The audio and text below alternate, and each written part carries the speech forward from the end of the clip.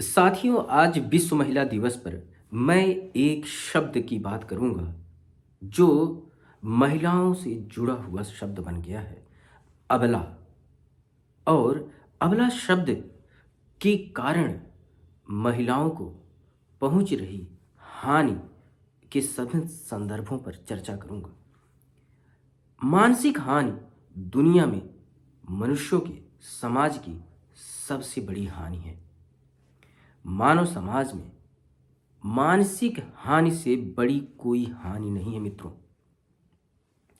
पुरानी कहावत है, मन के हारे हार है, मन के जीते जीत।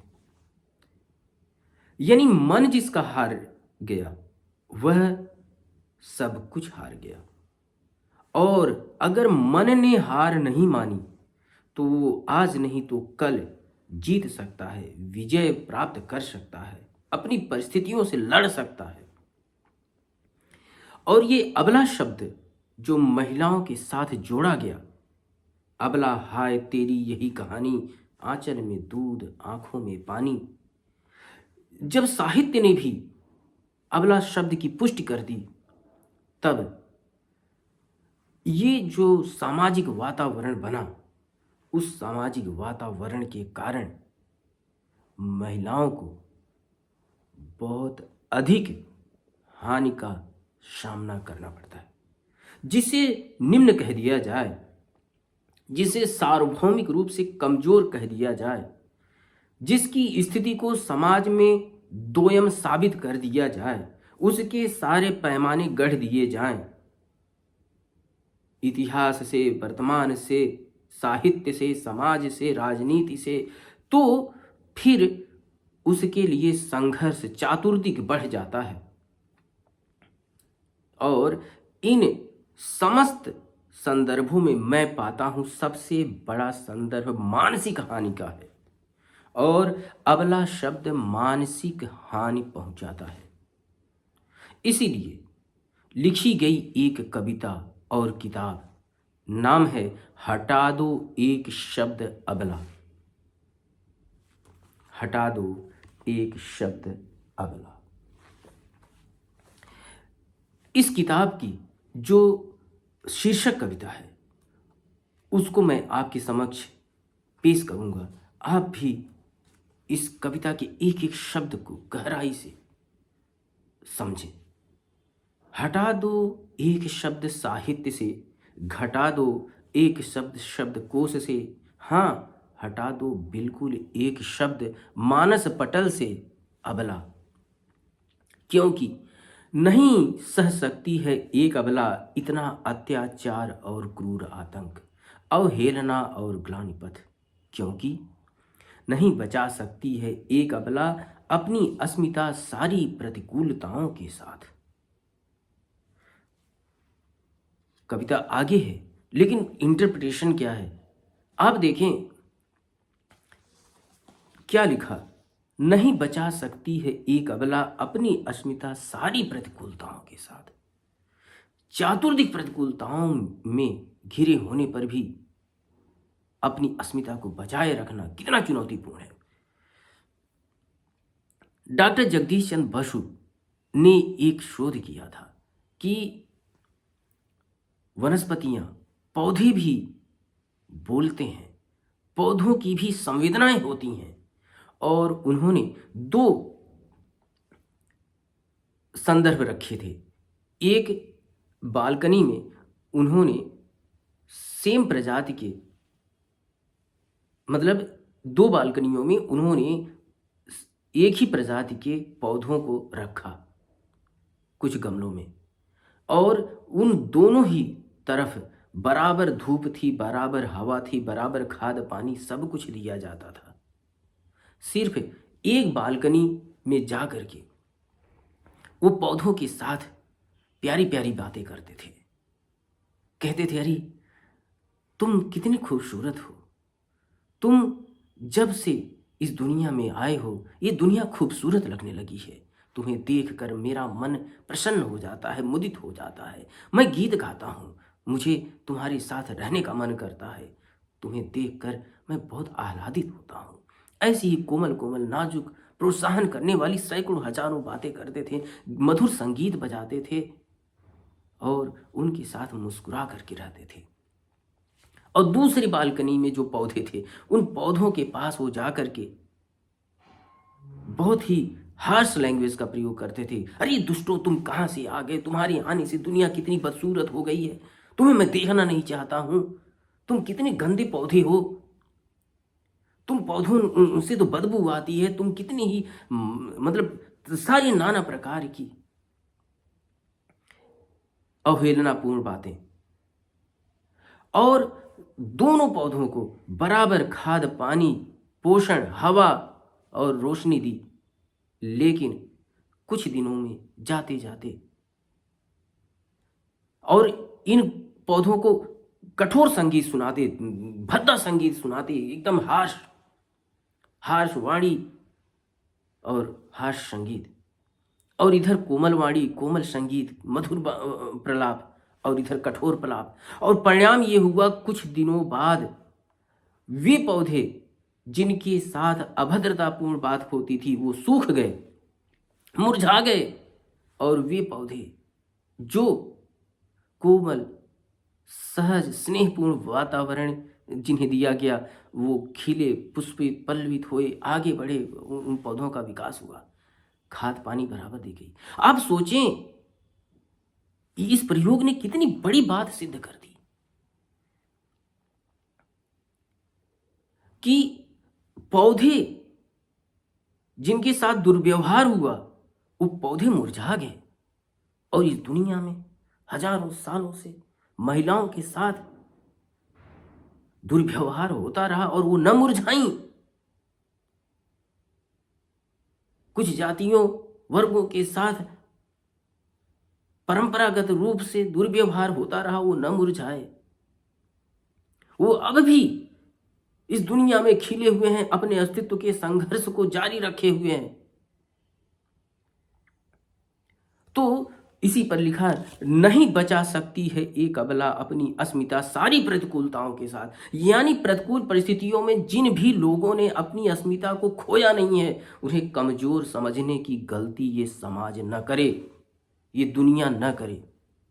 वे कभी भी अपनी ताकत के साथ खड़े होंगे और इस दुनिया में अपना हक मांगेंगे, और उन्हें मांगना चाहिए। तो फिर आगे क्या है? नहीं कर सकती है एक अबला अपने सुखों का बलिदान अपने शिशु की शैशवाकांक्षाओं के लिए, क्योंकि नहीं त्याग कर सकती है एक अबला अपना सब कुछ समाज को जिंदा रखने के लिए, समाज को जिंदा रखने के लिए। ये क्यों लिखा कि जिस दिन जिन्हें तुम अबला कह रहे हो, वो अपनी शक्ति सामर्थ्य के साथ इसका प्रतिकार कर देंगी, समाज नहीं जिंदा रह पाएगा। हर किसी को सम्मान से जीने का अधिकार है, हर किसी को पूर्ण मानवीय गरिमा पाने का अधिकार है। तो क्या, क्योंकि नहीं हो सकती है होम एक अबला समाज की विभत्सता और क्रूर सच्चाई में, हाँ नहीं होता है सब्र यह अन्याय भरा अलंकरण। अबला हटा दो एक शब्द अबला। ये शीर्षक कविता है और इस पुस्तक की उपशीर्षक है मनुष्य हो मनुष्यता के लिए जियो। यानी ये न नारीवाद की बात करता है, न पुरुषवाद की बात करता है। इस किताब में मानववाद की बात की गई है। जब मानवता बचेगी तभी नर भी बचेगा और तभी नारी भी बचेगी। तो जितने भी वंचित हैं, जितने भी पीड़ित वर्ग हैं, जितने भी सताए हुए समुदाय हैं दुनिया में, उन सब के साथ एक नहीं, एक कारण नहीं होता है, 100 कारण होते हैं और पूरी एक व्यवस्था होती है। और हर विद्रूप के रिसीविंग एंड पर समाज के वंचित लोग होते हैं। रिसीविंग एंड पर चाहे दंगा हो, चाहे नफरत हो, चाहे धर्म और ईश्वर का कोई आधार हो, परंपराओं का कोई आधार हो, वो सब कुछ रिसीविंग एंड पर बैठे लोगों के लिए प्रतिकूल ही साबित होता है। इसलिए इस पुस्तक में वो सारे संदर्भ लिखे गए। दंगा पर लिखा है, शमशान का सन्नाटा जाग उठा है भूत बनकर, नोचने को मांस और चूसने को खून जमकर। ये शमशान भी एक मुल्क है, देखा है इसे जलते हुए, तिल तिल कर सुलगते हुए। देखा है अकस्मात कहीं लपटों को उठते हुए, फिर भीनी से जले खून की बू फैलते हुए। हाँ, ये शैतानों का मुल्क है, घटाटोप अंधेरे में भटकते भूतों का मुल्क है, चिर निद्रा में पड़े जाहिलों का मुल्क है। जाग जाता है कभी कभी भूत बनकर, नोचने को मांस और चूसने को खून जमकर। जब किसी देश समाज में दंगे फैलते हैं तो लोग नहीं रहते, इंसान नहीं रहते। उनकी इंसानी जज्बात कहीं दफन हो जाते हैं, उनकी अंदर का शैतान जग जाता है और वे पूरी इस वातावरण को शमशान का स्वरूप दे देते हैं। उस पर लिखा शमशान का सन्नाटा जाग उठा है भूत बनकर। फिर पुनर्जन्म पर भी लिखी गई कविता, ईश्वर पर लिखी गई कविता, धर्म पर लिखी गई कविता, जीवन के हर संघर्ष पर खो गया सीप का मोती कहाँ। हर कोई ईश्वर का रूप पैदा होता है, लेकिन बड़ा होते होते न जाने कहाँ खो जाता है। वो मासूमियत, वो ईश्वरीय रूप कहाँ बिखर जाता है इस समाज में। इस समाज में संवारने के सारे नियम बना दिए जाते हैं, फिर भी वो ईश्वरीय रूप बिखर जाता है। इस पर एक मासूम सी कविता, खो गया सीप का मोती कहाँ। ढूंढता हूं खो गए सीप के मोती को, जो भेजा था उसने सहेज कर। सब धर्मों में, सब समाजों में हम देखते हैं एक मान्यता है, बच्चे ईश्वर की संतान है, ईश्वर की देन है। ये बहुत समय से ये लोगों की मान्यता है। फिर देखो कि ढूंढता हूं खो गए सीप के मोती को, जो भेजा था उसने सहेज कर, जो था निर्मल निश्चल और पवित्र, जिसकी हर मुस्कान हर लेती थी लोगों के दुख हजार, जिसकी किलकारियों से भर जाता था घर संसार। जो था ईश्वर का रूप, वो मासूम, वो पवित्र पावन स्वरूप, जो जानता नहीं था रंग भेद, मानता नहीं था जाति भेद। वह रोता था दुख में, हंसता था प्रसन्नता में। बच्चे दुख में ही रोते हैं और प्रसन्न होते हैं, तभी हंसते हैं। नकली नहीं रोते, नकली नहीं हंसते। ये है मासूमियत। और थोड़ी सी भूख थी, थोड़ी सी थी प्यास, न संग्रह न विभत्स प्रयास। डरता नहीं था ईश्वर या नश्वर से, वह था आत्मस्वरूप परमात्मा। उससे छीन लिया हम सब ने एक एक कर उसका वह नित्य स्वरूप, पहना दी है अब अपने संस्कारों की चादर, जिसे नहीं उतार पाएगा वह जीवन भर कितना भी चाह कर। अब बट गई है उसकी मासूमियत हमारी इंसानियत में, वह बन गया है कौम का नुमाइंदा, धर्म का रक्षक, खो गया है सीप का मोती यहीं कहीं। हम लोग किसी जाति धर्म संप्रदाय के नुमाइंदे बनकर रह गए।